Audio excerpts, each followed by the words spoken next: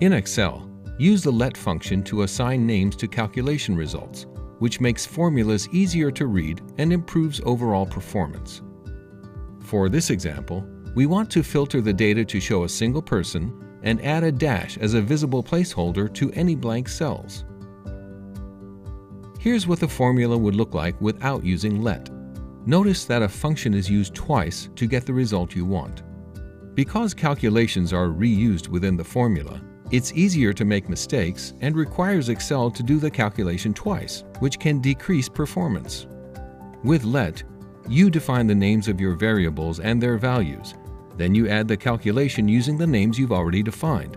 This approach is similar to traditional programming languages. Now let's change this into a let formula, using the original formula to show how this is being created. Define the first variable name and the value for it. In this instance, we're defining the filter criteria for the person we want to show. Next, define the second variable name, which is the filtered range. This uses the reused filter calculation. Also, notice how the first variable is already being reused. Last, update your calculation using the variable names. Press Enter to get your result.